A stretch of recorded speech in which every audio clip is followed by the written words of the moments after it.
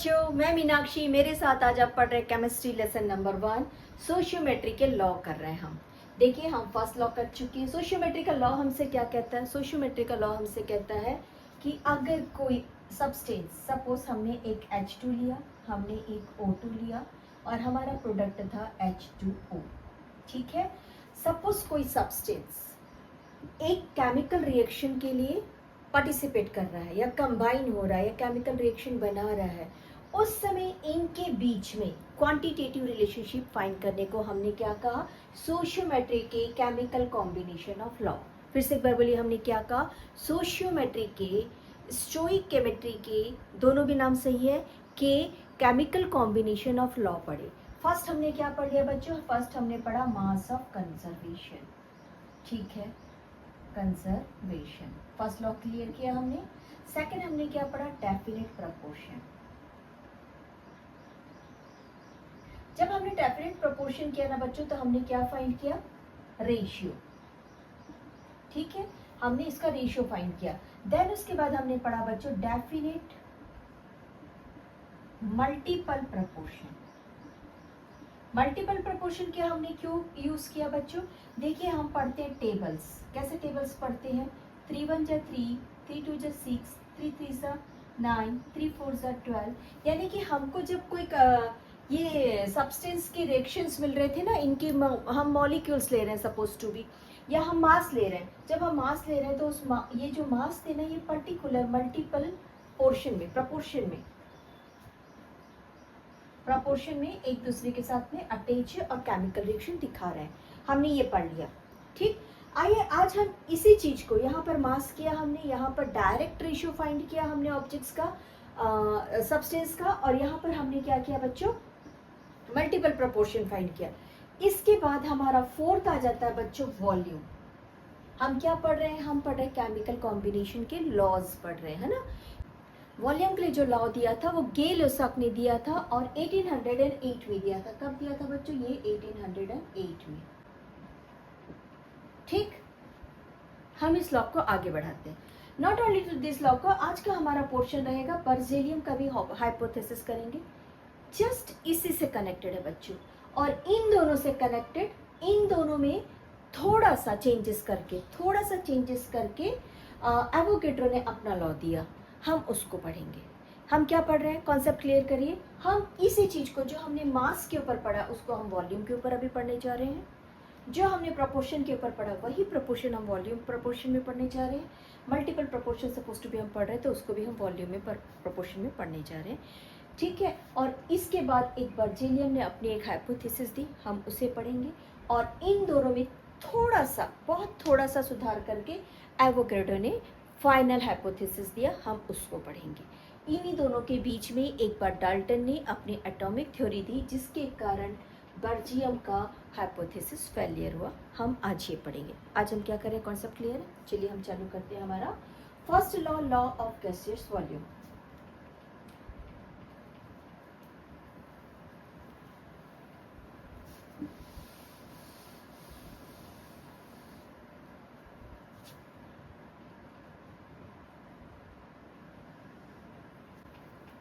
देखो, जब भी गैसेस आपस में रिएक्ट करती है, तो नेचुरली वो वॉल्यूम में रिएक्ट करेगी। गैसेस को हम मास में नहीं लेते हैं, हमको मालूम है। गैसेस को हम कभी भी मास में नहीं लेते, हम वॉल्यूम्स में ही लेते हैं। तो नेचुरली वो वॉल्यूम में रिएक्ट करेगी। तो आइए लिखते हैं, व्हेन द गैसेस रिएक्ट्स और combine, they always do so volume.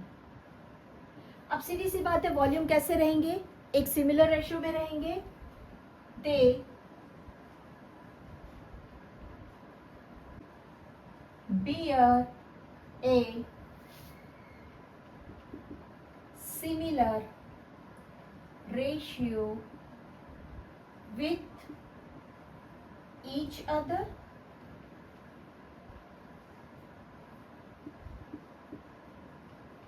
और टू वन अनदर। दोनों का मीनिंग ही एक ही है बच्चों, ठीक।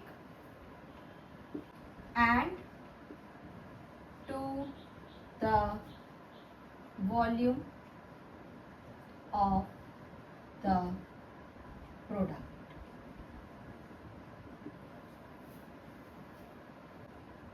इसको हिंट के लिए लिख लीजिए बच्चों, this gases are always measured in volume। यहाँ पे लिख दीजिए द कंडीशन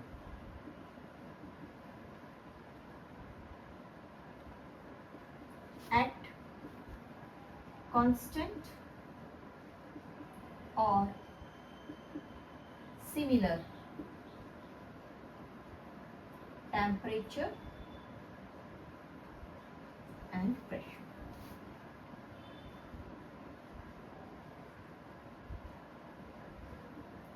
यानी कि जब रिएक्शन हो रहा है तो टेम्परेचर में चेंजेस नहीं आएगा और जो हमने एटमॉस्फेरिक प्रेशर वहां पे रखा उसमें चेंजेस नहीं आएगा। आइए हम लॉ को एक बार देखते हैं। व्हेन द गैसेस रिएक्ट्स और combine they always do so in the volume. चलिए हमारा फर्स्ट गैस लेते हैं बच्चों हम, example that is hydrogen plus oxygen makes 2H2O। Second example ले लीजिए, H2Cl2 2HCl। ठीक है, देखिए मैं फर्स्ट एग्जांपल ले रही हूं यहाँ पर H2 plus O2 equals to 2H2O। Okay, अगर मान लो मैं यहाँ पर इसको लेती हूँ हाइड्रोजन का 1 litre, write down 1 litre of hydrogen. मैंने क्या लिया बच्चों, 1 लीटर ऑफ हाइड्रोजन, ठीक है। नाउ मैं लेती हूँ 1 litre of oxygen and 1 liter of oxygen combines to make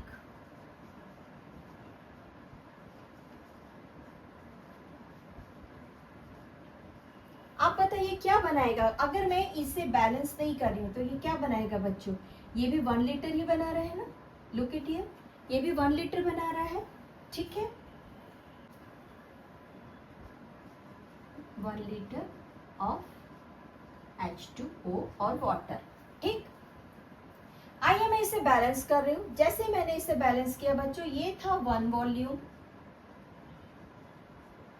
ये था 1 वॉल्यूम, लेकिन मेरे बैलेंस करते ही ये हो जाता है बच्चों 2 वॉल्यूम। क्लियर, आपको समझ रहा है। जैसे मैंने इसे बैलेंस किया बच्चों, अभी इसने 1 लीटर भी क्रिएट किया है। हम यहाँ पर जैसे बैलेंस में आते हैं तो इसको हम बोल देते हैं 2 वॉल्यूम। चलिए इसको दूसरे तरीके से और देखते हैं बच्चों। अगर आपको लिखना हो गया तो मैं इसे इरेज कर रही हूँ, यहाँ से मैं HCl को इरेज कर रही हूँ, ठीक है। देखिए हम इसको अगर बैलेंस नहीं करते हैं, हम इसको बैलेंस नहीं करते तो क्या हो रहा है, हाइड्रोजन का 1 वॉल्यूम यूज हो रहा है, ठीक है, और ऑक्सीजन का बच्चों हाफ वॉल्यूम यूज हो रहा है, और यहाँ पर वाटर का कंप्लीट 1 वॉल्यूम यूज हो रहा है। जनरली हम बैलेंस इसलिए करते हैं क्योंकि हमारा इक्वेशन जो है हमेशा होल नंबर्स में होना चाहिए।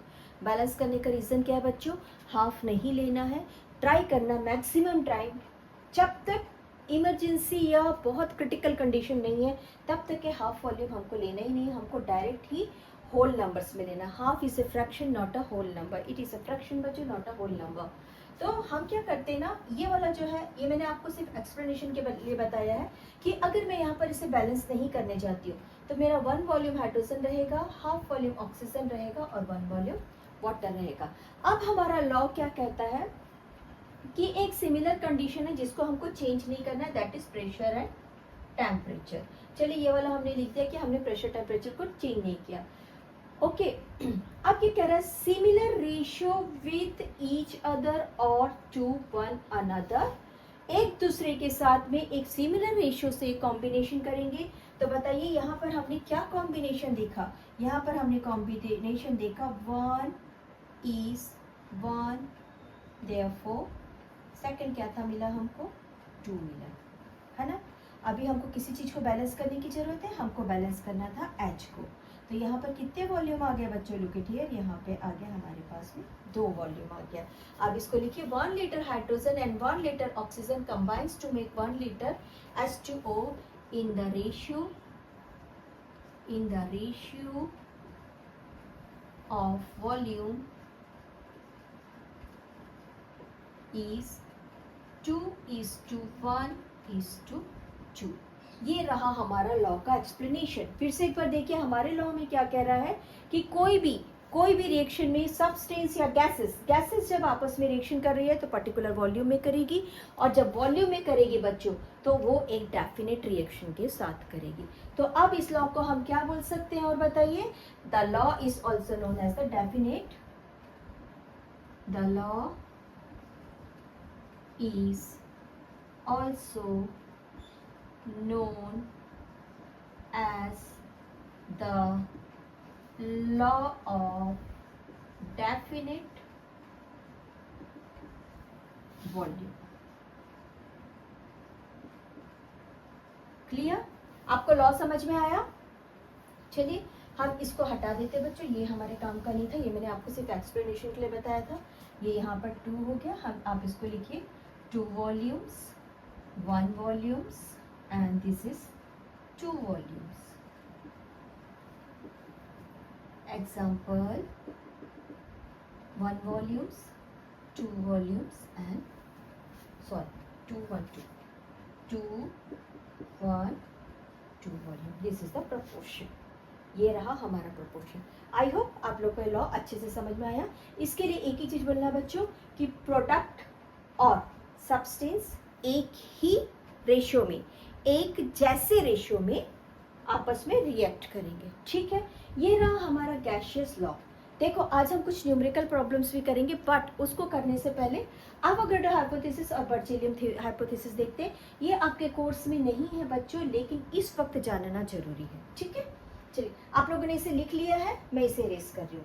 आप यहाँ पर लिख सकते हैं, इसके बाद में आप यहाँ पर इसे ऐड कर लीजिए, इसे ऐड करिए और इसे ऐड करके यहाँ पे आंसर को फाइनल करिए, ठीक है। चलिए देखिए अब हमारा बर्जेलियम का थ्योरी चालू हो रहा है। हमने जो चीज पढ़ा उसी को इसने दूसरे तरीके से लिखा, राइट डाउन। इसको लिखिए, जरूर लिखिए, equal volume of gases in a similar condition। क्या है बच्चों, pressure and temperature. Similar conditions क्या है, pressure and temperature reacts with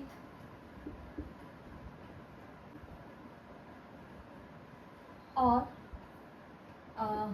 equal volume of gases in similar condition reacts with to form product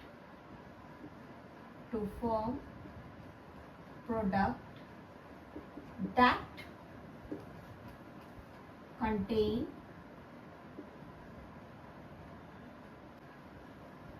equal number of atoms। 1 atom of H2। अभी हमने इसे balance किया, उन्होंने बैलेंस नहीं किया, इसको हटा दिया और इसको क्या कर दिया, half atom of O2 reacts with hydrogen and make 1 atom of H2। उन्होंने ये बताया, ठीक है। अब क्या हुआ, हम इसको करते हैं बैलेंस। इसको अगर हम O2 कर देते हैं और इसको कर देते हैं हम 2H2 और इसको कर देते हैं 2, तो यहाँ पे इन्होंने क्या कहा, यहाँ पे लिख दिया एन एटम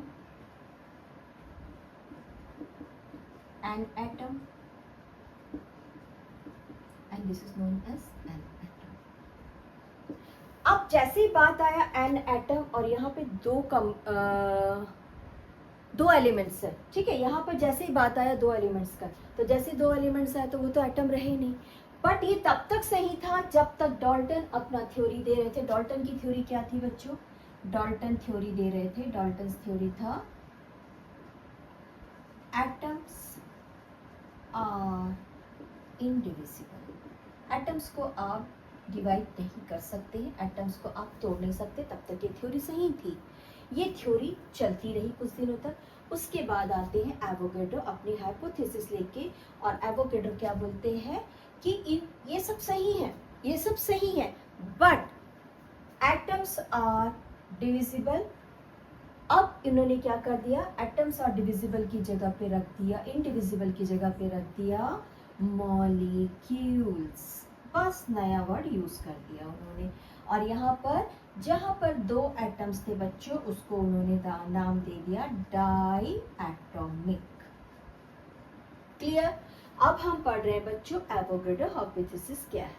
मैं आप लोग को ये इसलिए बता रही थी कि गैसेस लॉ में हमको वॉल्यूम बोल रहा था और बेल्जियम हाइपोथेसिस में एटम्स बोल रहा था। वॉल्यूम्स और एटम्स को मिलाकर एवोगैड्रो ने एक नया लॉ दिया जहां पे उन्होंने एटम्स को रिप्लेस करके मॉलिक्यूल्स का नाम दे दिया और वॉल्यूम्स को वॉल्यूम्स की जगह पे रखा। तो हम पढ़ रहे हैं इस वक्त एवोगैड्रो हाइपोथेसिस। एवोगैड्रो हाइपोथेसिस के जो एप्लीकेशंस थे वो हम जब एटॉमिसिटी और मॉलिक्यूलर मास पढ़ेंगे तब करेंगे। चलिए आप लोग इसको लिख लीजिए इफ रिक्वायर्ड, बट आप लोग को सिर्फ समझने के लिए रखना है तो मत लिखिए। हम कर रहे हैं एवोगैड्रो, जो हमारे काम का बच्चों, जो हमारे पोर्शन में है, एनसीईआरटी कहिए या महाराष्ट्र स्टेट बोर्ड का कहिए, ठीक है। हमारा अब नेक्स्ट लॉ क्या चालू हो रहा है? हमारा लॉ चालू हो रहा है एवोगैड्रो हाइपोथेसिस। ठीक, हमने ये पढ़ लिया, हमने इसे देखा है, हमने इसे देखा है बच्चों, है ना। Now Avogadro hypothesis. एवोगैड्रो क्या कहते हैं? अंडर सिमिलर कंडीशन, बच्चों लिख लीजिए इसे, under similar condition pressure and temperature, the reactants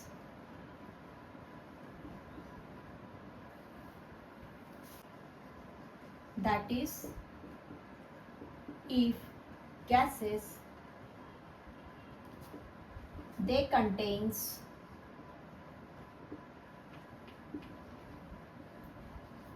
equal volume of gases और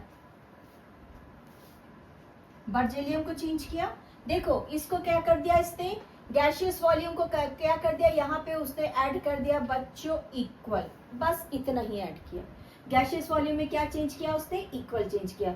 और बर्जेलियम हाइपोथेसिस को तो उसने गलत ही बता दिया, क्योंकि यहाँ पर उसने ऐड कर दिया इक्यूएल, इक्वल नंबर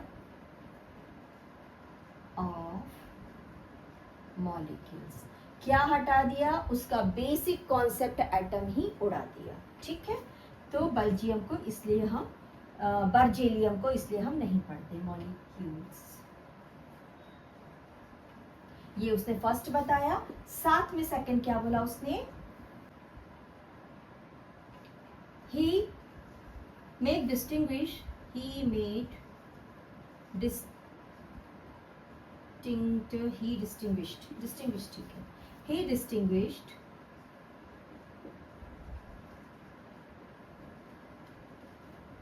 between, या differentiate between लिख सकते हैं बच्चों, between atoms and molecules that should be understood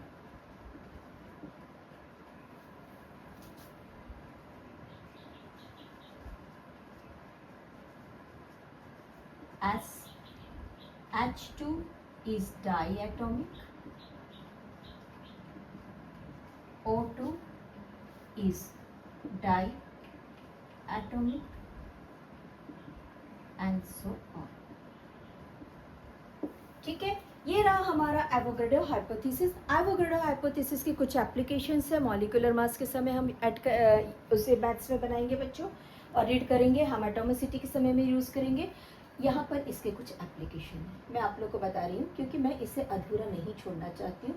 but इस समय हम यहाँ पे नहीं पढ़ रहे, हम यहाँ पर सिर्फ लॉ पढ़ रहे थे, गैशियस लॉ पढ़े। बर्जेलियम हाइपोथेसिस में इसने एटम वर्ड यूज़ किया था जिसको बाद में रिजेक्ट कर दिया गया। इसको रिजेक्ट करके ही यहाँ पर मॉलिक्यूलर वर्ड लाया गया, मॉलिक्यूल्स वर्ड लाया गया। हाइपोथेसिस और गैशियस लॉ को थोड़ा सा करेक्ट करके उसने एक नया वर्ड यूज़ किया, that is equal volume, that is equal volume. ठीक है, हमने कहाँ पढ़ा था, हमने जब पढ़ रहा था तब उसे हमने रेशियो फॉर्म में पढ़े थे, यहाँ पर ही इक्वल वॉल्यूम डाल दिया है। चलिए, ये रहा हमारा आज का लॉ पढ़ने का सारा पढ़ लिया हमने, लॉ पढ़ लिया। अब हम इसके ऊपर कुछ बेसिक मैथ्स कर लेते हैं। Let's start some numericals. बच्चों, हमारा question number 1, nitrogen reacts with hydrogen to form ammonia. Solution में हम लिख रहे हैं हमारा केमिकल इक्वेशन जो दे रहा है हम उसको लिख लेते हैं। क्या दे रहा है हमको chemical equation? Nitrogen reacts with hydrogen to form ammonia. ठीक है, if 10 liter of nitrogen reacts with 30 liter of hydrogen, this is our 10 liter nitrogen and 30 liter hydrogen to form 20 liter ammonia, to form 20 liter ammonia. ठीक, under same conditions of P and T. अब इसको किसके under condition से बता रहा बच्चों? P and T, pressure and temperature. Show the data and right which law it follow. आइए, हमको क्या डाटा दिखा रहा है? हमको दिखा रहा है बच्चों डाटा 10:30:20। अगर हम 0 को हटा लेते हैं तो ये हमको डाटा दे रहा है 1:3:2। क्या ये कंप्लीट होल नंबर है? यस, ये होल नंबर है। Since it is showing the ratio in whole numbers, it follow the law of gaseous volume or law of constant gaseous volume। और एवोगाड्रो लॉ कब आएगा? जब यहाँ पर मॉलिक्यूल्स के बारे में भी एक्सप्लेनेशन होगा। ठीक, ये रहा हमारा फर्स्ट क्वेश्चन। बहुत इजी था, आपको सिर्फ बताना था इसमें कौन सा लॉ है और इसमें आपको कौन सा रेशियो यूज करना है। आइए हम हमारा सेकंड लॉ करते हैं। Read it. 8 litre of hydrogen, ठीक है, 6 लीटर ऑफ क्लोरीन। दो चीज दिया हमको, क्या क्या दिया बच्चों? वॉल्यूम दे रहा है। फर्स्ट लिख लीजिए, गिवन से स्टार्ट करिए, गिवन। अच्छा, आप लोग इसे लिख लीजिए थोड़ा सा, मैं हट रही हूँ, पॉज दबा के लिख लीजिए। मैं इसे बिठा के इस मैथ्स को कंप्लीट यहाँ लिखूंगी, लिख लीजिए, ठीक है। चलिए, गिवन 8 लीटर ऑफ, हम वॉल्यूम लिखते हैं बच्चों, volume of hydrogen, this is 8 liter, ठीक। now 6 liter of chlorine, volume of chlorine equals to 6 liter, clear। अब इसके आगे पढ़िए। allowed to react to maximum possible extent, maximum possible extent, यानी जहां तक के और जिस हद तक के रिएक्शन होना है वहां तक के रिएक्शन होगा, ठीक है। Find out the final volume, यानी कि आपको इसको रिएक्शन कराने के बाद में राइट डाउन इक्वेशन, सेकंड में लिखेंगे बच्चों equation H2 plus Cl2 that gives us 2HCl। मैंने डायरेक्टली इसे बैलेंस कर लिया, ठीक है।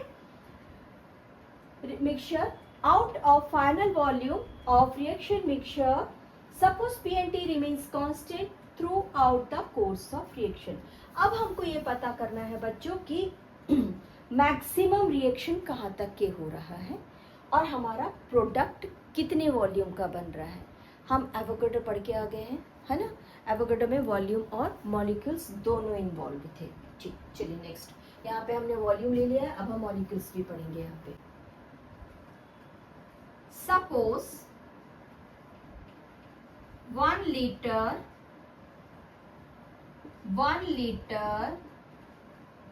H2 reacts with 1 liter Cl2. It forms, write down बच्चों, suppose 1 liter H2, 1 liter Cl2। अब हम इसको लाइन से लिख लेते हैं बच्चों, 1 liter H2, 1 liter Cl2 reacts and form 2 liter HCl। जब ये 1 लीटर रिएक्ट करेगा तभी HCl बनेगा अकॉर्डिंग एवोगैड्रो। और कौन सा लॉ है बच्चों, गैसियस लॉ ना, गैसियस लॉ। ठीक, जब 1 लीटर और 1 लीटर रिएक्ट करेगा तभी 2 लीटर्स बनेगा। बट अब वापस से आइए, हमारा क्वेश्चन क्या पूरा है, बट H2 है 8 लीटर, Cl2 है 6 लीटर और बन रहा है बच्चों यहाँ पर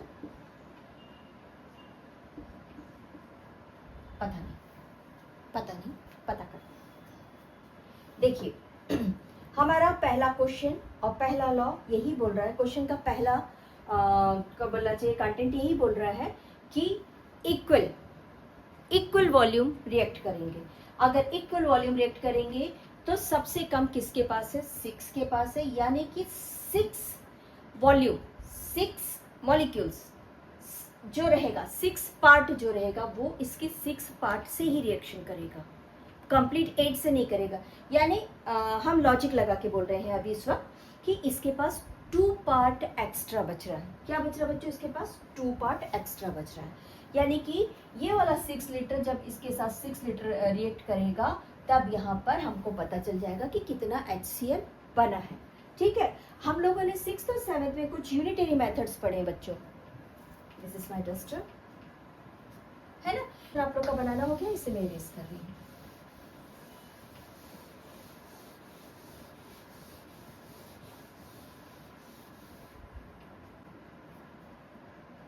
अब नेक्स्ट लाइन बच्चों, as the Cl2 is our limiting reagent और रिएक्टेंट्स बोल सकते हैं बच्चों, हाँ, या और रिएक्टेंट्स। रिएक्टेंट्स ज्यादा अच्छा, रिएजेंट्स से रिएक्टेंट्स ज्यादा अच्छा। Limiting reactants. अब हम यहाँ पे किसको ले रहे हैं बच्चों, Cl2 को ले रहे हैं। Therefore if 1 part of Cl2 produce 2 part, और बच्चों यहाँ पे हम वॉल्यूम लिख सकते हैं, हम यहाँ पे वॉल्यूम लिख सकते हैं। If 1 volume of Cl2 produce 2 volume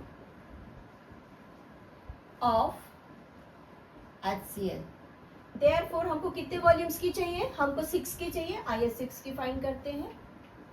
that is 2/1 multiplied by 6 equals to 12 volume HCl। चलिए यहाँ पर वॉल्यूम की जगह हम लीटर भी लिख सकते हैं। यहाँ पर वॉल्यूम की जगह हम लीटर भी लिख सकते हैं, क्योंकि हम लीटर में ही पढ़ रहे हैं ना। तो हमको ये कितने वॉल्यूम्स मिल गया बच्चों, ये वाला हमको मिल गया है 12 litre equals to 2/1 multiplied by 6 equals to 12 litre. अब हमारा एक आंसर तैयार हो गया। हमारे पास में टोटल कितना HCl बना था बच्चों, 12 लीटर बना था। Write down the product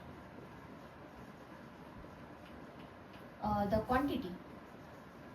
quantity of product is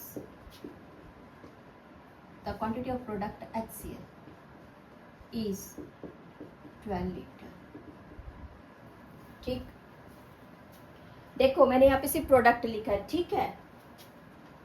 then the remaining H2 in the solution था बच्चों, क्या था, अलॉट टू कंटेंट, कुछ भी नहीं दिया है, इन द सॉल्यूशन लिख ले, इन द सॉल्यूशन, और जो भी है ना, ठीक है।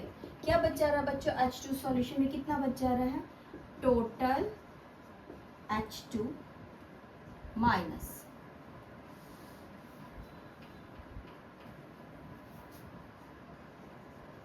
Total H2 minus O2, therefore 8 liter minus 6 liter equals to remaining H2 2 liter. Total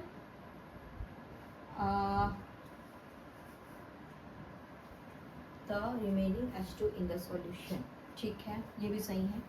total H2 में से हमने इतना सब्ट्रैक्ट किया, इतना बच गया बच्चों। आइए हमारे लास्ट में क्या बच जा रहा है, टोटल प्रोडक्ट। टोटल प्रोडक्ट कितना हो गया बच्चों, volume of HCl plus remaining H2 जो अनरिएक्टेड था, ना रिएक्शन में पार्टिसिपेट नहीं किया, that is 12 plus 2 equals to 14 litre. Our answer is 40 litre. फिर से पढ़िए, 8 litre of H2, 6 litre of Cl2 allowed to react maximum. हमारे पास भी सबसे कम क्वांटिटी किसकी थी, क्लोरीन की थी। क्लोरीन ने के 6 पार्ट ने 6 वॉल्यूम ने रिएक्शन करके बनाया था बच्चों 12 लीटर HCl, 12 लीटर HCl बनाया। जब इसे 12 लीटर HCl बनाया उस समय में इसके 2 वॉल्यूम थे, 2 लीटर थे, वो अनरिएक्टेड पड़े हुए थे। ये अनरिएक्टेड सॉल्यूशन में जाके HCl के पास ही रहेंगे। हमको क्या करना है, मास ऑफ कंजर्वेशन के according to left hand side और राइट हैंड साइड इक्वल रखना है। यानी कि यहाँ पर अगर 12 है तो यहाँ पर भी 12 है। फिर से देख लीजिए, अगर यहाँ पर जगह है कहीं पे, हाँ, अगर यहाँ पर 6 H2 पार्टिसिपेट किया है और 6 O2 पार्टिसिपेट किया है तो यहाँ पर 12 HCl तो बन गया, ठीक है, यहाँ तक ठीक था। बट वो कहा गया जो अनरिएक्टेड था, वो अनरिएक्टेड यहीं पर पड़ा था, ठीक है। वो जो अनरिएक्टेड था, चाहे वो इस साइड में लीजिए बच्चों या इस साइड में लीजिए, दोनों ही साइड में H2 जो था वो अनरिएक्टेड पड़ा था। और हमको टोटल वॉल्यूम उस समय फाइंड करना था, तो हमारा टोटल वॉल्यूम निकला 14 litre. Write down this question बच्चों। इससे मिलता जुलता सिमिलर क्वेश्चन मैं आप लोग को छोटे छोटे पार्ट्स में बताऊंगी, ठीक है। आज का हमारा कोर्स यही रहा। हमने पढ़ा है law of gaseous volume, law of Avogadro, जिसमें हमने एवोगैड्रो का मॉलिक्यूल्स का इंट्रोडक्शन पढ़ा, ठीक। Have a nice day, enjoy your chemistry.